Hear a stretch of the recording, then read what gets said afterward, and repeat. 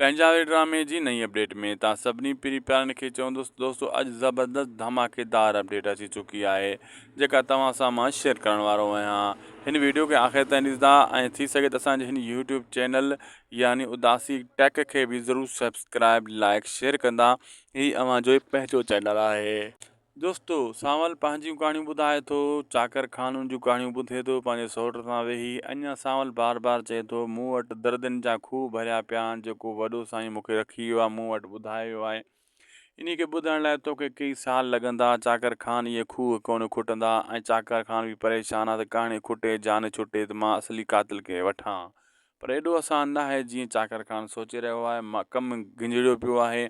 इन खे सम्झाइण उलझाइण वॾो टाइम लॻंदो ऐं उन सां गॾोगॾु दोस्तों हू रुंडो ऐं जाबिर ऐं होॾो सां ऐं हसीना इहे खाइण में लॻा पिया आहिनि। उन सभ खां वधीक परेशानी हसीना खे आहे चाकर खान जी। जाबिर खे पैसनि जी लालच आहे, निकाह जी लालच आहे, रुंडे खे पैसे जी लालच आहे ऐं पंहिंजी जान खे बचाइण जी लालच आहे। बाक़ी हुनजो को सरोकार कोन आहे। चाकर खान मरे या बचे उनखे को फ़र्क़ु कान पवंदो। वीडियो पुॻो पंहिंजी पुॼाणी त असांखे ॾींदा इजाज़त दोस्तों। उदासी टेक यूट्यूब चैनल खे ज़रूरु सब्सक्राइब लाइक शेयर करे छॾींदा।